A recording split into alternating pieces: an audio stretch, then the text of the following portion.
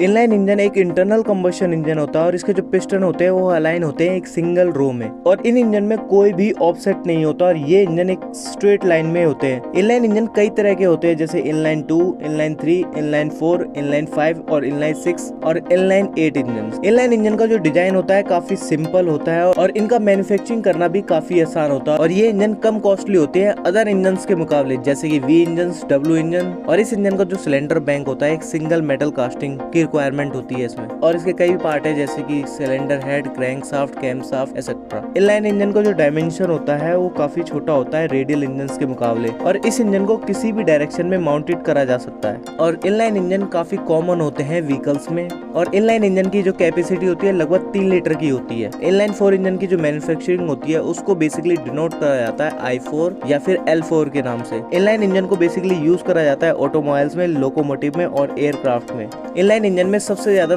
3 cylinder और 4 cylinder को use करा जाता है। आप समझते हैं 3 सिलेंडर इंजन को डिटेल में। इनलाइन 3 इंजन, इसमें सिलेंडर अरेंज होते हैं एक लाइन में और इसमें एक कॉमन क्रैंक शाफ्ट होता है। इनलाइन 3 इंजन में जो क्रैंक शाफ्ट यूज करा जाता है उसका एंगल होता है 120 डिग्री, जिसकी वजह से evenly space firing order interval मिलता है। 3 सिलेंडर इंजन ज्यादा फ्यूल एफिशिएंट होते हैं इनलाइन 4 इंजन के मुकाबले। इनलाइन 3 इंजन में फ्रिक्शन लॉसेस काफी कम होते हैं और इनका वजन भी काफी हल्का होता है इनलाइन 4 इंजन के मुकाबले। इनलाइन 3 इंजन प्रोवाइड करता है बेटर फ्यूल एफिशिएंसी, क्योंकि इसमें नंबर ऑफ सिलेंडर कम होते हैं 4 सिलेंडर इंजन के मुकाबले, जिसकी वजह से ही फ्यूल भी काफी कम कंज्यूम करते हैं। और इन इंजन को मार्केट में काफी ज्यादा यूज करा जाता है क्योंकि इनका माइलेज भी काफी अच्छा होता है। इनलाइन 3 इंजन के अगर डिसएडवांटेज के बारे में बात करें तो इनलाइन 3 इंजन में कम सिलेंडर होते हैं, जिसकी वजह से इंजन रिस्पॉन्स जो होता है कम होता है, और इस इंजन का जो नॉइज होता है ज्यादा होता है इनलाइन 4 इंजन के मुकाबले। पहली कार जिसमें कि 3 सिलेंडर इंजन को यूज करा गया था वो थी DKW F91, 1953 से लेके 1955 तक चली थी, और ये इंजन 900 सीसी 2 स्ट्रोक इंजन था। इनलाइन 3 इंजन को फोर्ड इको बूस्ट इंजन, जो कि एक टर्बोचार्जर की सीरीज थी, उसमें यूज करा गया था,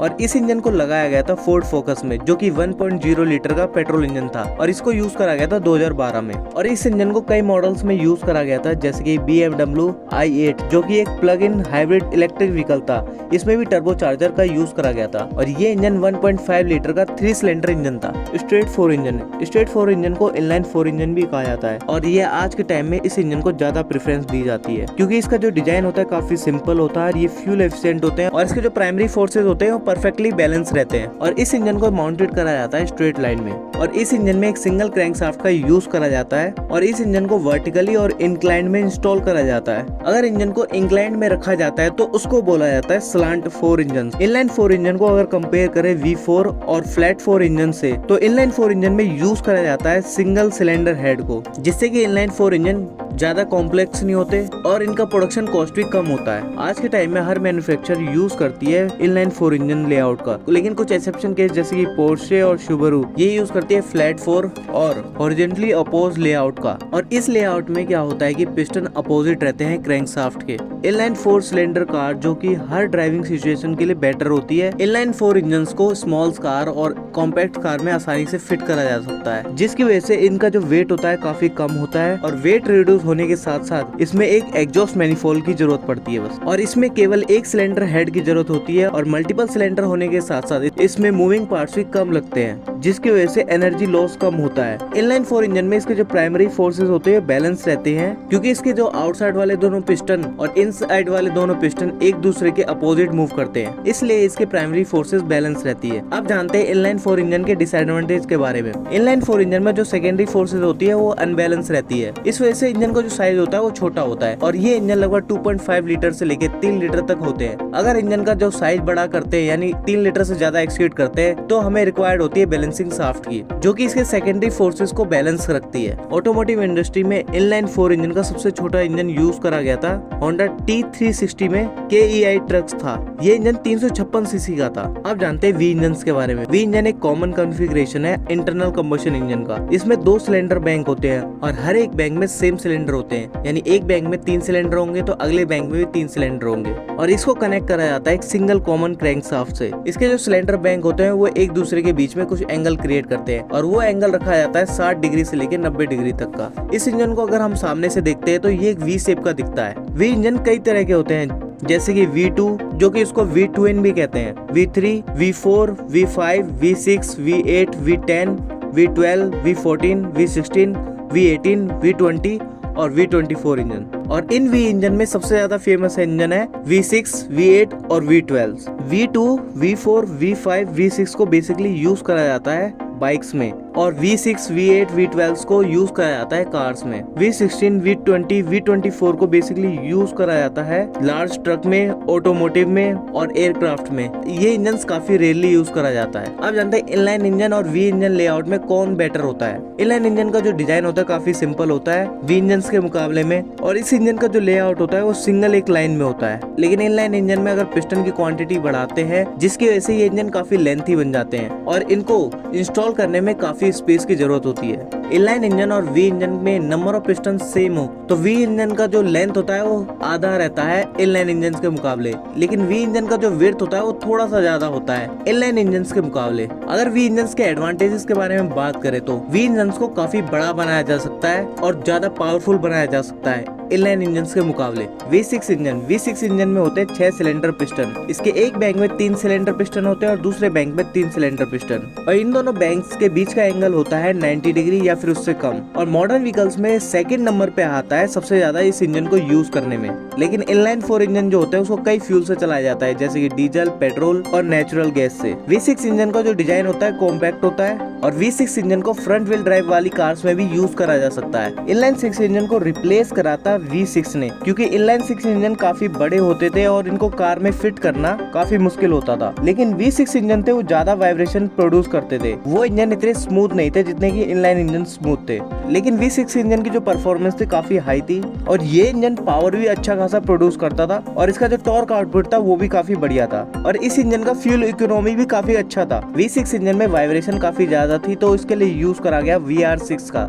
VR6 इंजन में नैरो एंगल का यूज करा जाता है एक दूसरे सिलेंडर के बीच में, और इस इंजन को सबसे पहले डेवलप करा था वॉक्सवैगन ग्रुप ने, और फर्स्ट VR6 इंजन को 1991 में यूज करा गया था। V8 इंजन में 8 सिलेंडर पिस्टन होते हैं, और इसके एक बैंक में 4 सिलेंडर पिस्टन होंगे और दूसरे बैंक में 4 सिलेंडर पिस्टन होंगे, और इसके पिस्टन को कनेक्ट करा जाता है एक सिंगल कॉमन क्रैंकशाफ्ट से। फर्स्ट V8 इंजन को प्रोड्यूस करा था फ्रेंच कंपनी ने 1904 में, और वो इंजन था कैडिलैक एल-हेड इंजन, जो कि पहला V8 इंजन था। V8 इंजन काफी अच्छे थे, इनकी परफॉर्मेंस काफी अच्छी थी और इसकी पावर काफी बेटर थी, और V8 इंजन को इजीली कार में फिट करा जा सकता था। V12 इंजन को बेसिकली बनाया गया था 1904 में, वो भी रेसिंग बोट्स के लिए।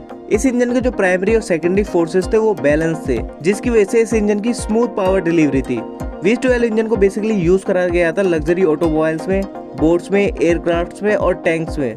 1990 में फॉर्मूला 1 रेसिंग कार में V12 इंजन का यूज करा गया था। V12 इंजन में बेसिकली 12 सिलेंडर पिस्टन होते हैं, और एक बैंक में 6 सिलेंडर पिस्टन होते हैं और दूसरे बैंक में 6 सिलेंडर पिस्टन होते हैं, और इसको भी कनेक्ट कराया जाता है एक सिंगल क्रैंकशाफ्ट से। V12 इंजन में एक दूसरे बैंक के बीच में 60 डिग्री के एंगल का यूज करा गया था, जिसकी वजह से इसके प्राइमरी और सेकेंडरी फोर्सेज होते हैं वो बैलेंस रहते हैं। लेकिन V12 इंजन का ड्रॉबैक ये था कि ये काफी कॉम्प्लेक्स इंजन थे, और इस इंजन का जो कॉस्ट है काफी ज्यादा था। इसमें नंबर ऑफ सिलेंडर होने की वजह से भी इसमें फ्रिक्शन लॉसेस ज्यादा होती थी। V12 इंजन काफी बड़े थे V6 और V8 इंजन से, और इसके लंबे लेंथ होने की वजह से इसको पैसेंजर कार में फिट करना काफी मुश्किल था। इसलिए इस इंजन को यूज करा गया लोकोमोटिव में, मरीन इंजन में और आर्मी टैंक्स में। इंडिया की पैसेंजर कार में सबसे ज्यादा यूज करा जाता है इनलाइन 3 इंजन और इनलाइन 4 इंजन का, क्योंकि इससे जो व्हीकल का साइज होता है छोटा रहता है, और इस इंजन का यूज करने से व्हीकल की जो परफॉर्मेंस है वो भी ठीक रहती है, और इन इंजन का जो फ्यूल एफिशिएंसी होता है वो काफी अच्छा रहता है। इनलाइन 3 इंजन को बेसिकली लगाया जाता है स्मॉलर कार में और कॉम्पैक्ट SUV में, और इसकी वजह से इसका जो वजन होता है काफी हल्का रहता है, मैन्युफैक्चरिंग कॉस्ट भी काफी कम रहती है, और फ्यूल एफिशिएंसी भी काफी अच्छी रहती है।